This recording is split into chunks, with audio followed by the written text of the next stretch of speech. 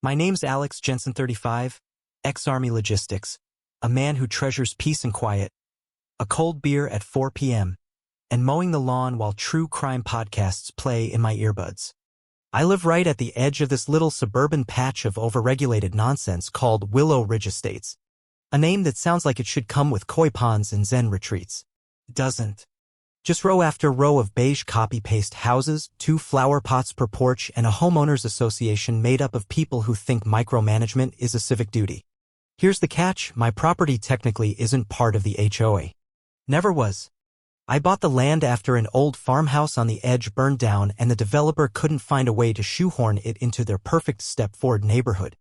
I rebuilt a modest place for myself and added a steel-reinforced detached shed. I like tools. I like having space. And okay, maybe I like having just a touch of doomsday prepper aesthetic in my life. Turns out that very setup was exactly why my old buddy from the Bureau of Alcohol, Tobacco, and Firearms had called me one day. They had seized materials that needed short-term, secure storage. No explosives, nothing dangerous.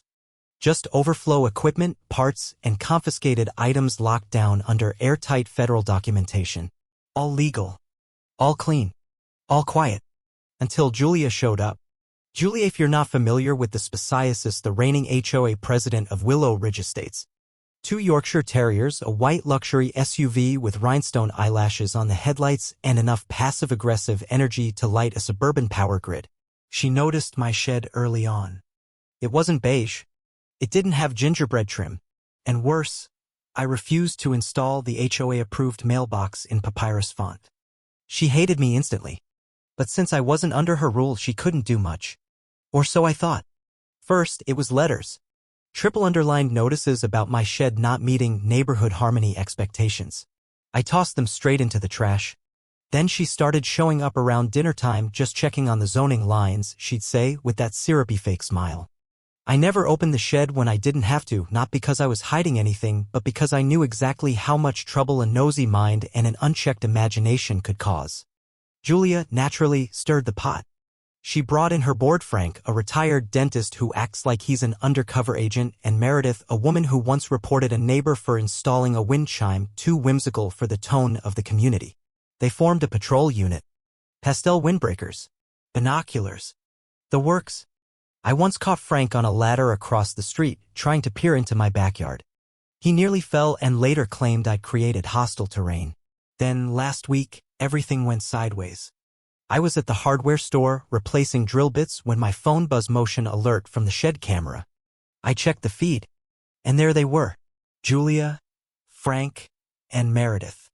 At my gate. With bolt cutters. My brain did a double take. No way. No way they're actually doing this. They were. I floored it home. Took every back road I knew. I got there just in time to see them opening the shed door. Meredith had her phone up, trying to snap a photo, her hands shaking so bad she dropped it. Frank stood there like he'd seen a ghost. Julia kept whispering, "This is evidence," like repeating it made breaking and entering any less illegal. I walked up, calm as anything, coffee in one hand, phone in the other. "Hey folks," I said, recording. "Hope you're enjoying the tour. Just so you know, everything in that shed is under federal custody. So, congrats. You just committed a felony. Several, actually." Julia flushed. Meredith looked ready to faint. Frank murmured, "We didn't know." "Exactly why you don't cut into other people's sheds," I said. But Julia wasn't done. She stammered something about believing I was building something dangerous, and that she had a duty to protect the neighborhood. I had her on camera, going through boxes marked ATF evidence, do not tamper. Plus, the footage was already backed up to the cloud in triplicate. Julia chose the wrong shed, the wrong guy, and the wrong day. She stormed off muttering about lawyers, which might have been cutie if I hadn't already emailed Reed the video. Then I noticed something sticking out of Julia's pocket as she left a paper. Looked like a map. That night, I found a notice in my mailbox. New logo. New letterhead. Notice of induction. Your property has been voted into Willow Ridge Estates, HOA, effective immediately. They didn't just break into my shed. They tried to redraw the neighborhood boundaries to absorb me. That was it. I stood there in my driveway, coffee going cold, already planning my next 10 steps. The next morning, I sent Reed the footage, a PDF of every communication the HOA had ever sent me, and a quick message labeled unauthorized civilian access to federal evidence locker. He called me within the hour, laughing so hard I could hear his mug rattle. He said their legal team was already reviewing it. That afternoon, I got another letter taped to my front door. Now they were trying to fine Metwo $100 for a shed that did not meet community aesthetic standards. And to top it off, Frank and Meredith showed up with a binder. "We want to resolve this civilly," Frank said. "Does civilly include breaking and entering into federal evidence storage?" I asked, handing them a flash drive labeled Exhibit A. Meredith stammered. Frank turned beet red and left. What they didn't know. The ATF wasn't just reviewing. They were considering formal action. 2 days later, Julia called an emergency HOA meeting. Out of curiosity and for the comedy, I went. It was in her garage. Plastic chairs. Lemonade. A sad little sign, Willow Ridge Civic Council. She gave a full-blown monologue about how I was endangering the neighborhood with unauthorized military materials. She even held up a blown-up, blurry photo of one of the ATF crates. I raised my hand. "Are you aware you're accusing a federal contractor of illegally storing ATF-seized evidence?" Dead silence. Julia claimed she had consulted her lawyer. Which was perfect because just then my phone rang. Loudly. "Hey Reed," I said, standing. "How's the federal investigation into neighborhood felonies going?" Julia turned white. 2 days later, Reed called again. Serious this time. No criminal charges yet. But the HOA was issued a formal cease and desist. They were warned, further interaction with the shed would be considered obstruction of justice. Their insurance provider was also notified. That letter was hand-delivered. My neighbor Miles saw the suited man give it to Julia and said she stood on her porch for 10 minutes clutching the envelope like it was a court summons from God. The HOA website mysteriously vanished that night. But Julia wasn't done. 3 days later, I got another letter. This time from an attorney, someone claiming to represent the Willow Ridge Civic Association. They accused me of reckless endangerment, possession of prohibited materials, and my favorite, conduct unbecoming of a community member. What Julia didn't know. That fake induction letter they sent me? It triggered a clause in their own charter that made their HOA's structure invalid. I had documentation. Real legal documentation. I gave it to a real estate attorney. "How fast can we blow this up?" I asked.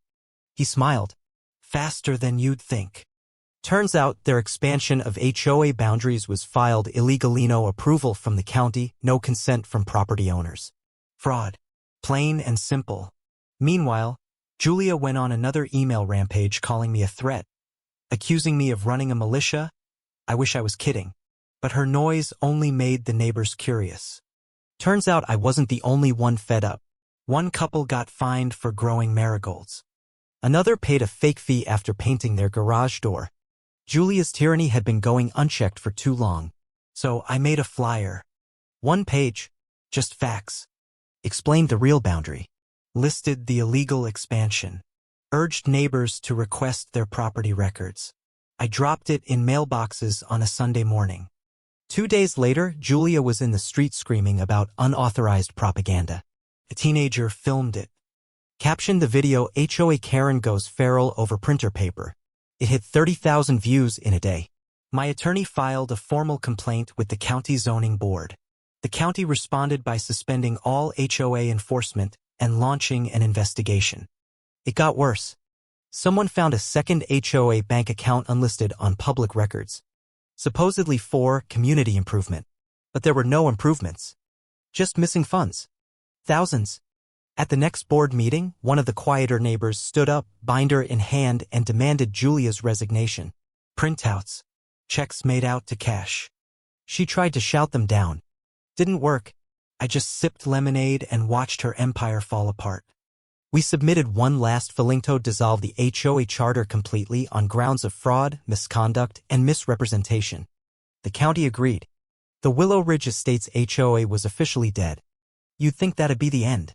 But a week later, I got another flyer. New name. New logo.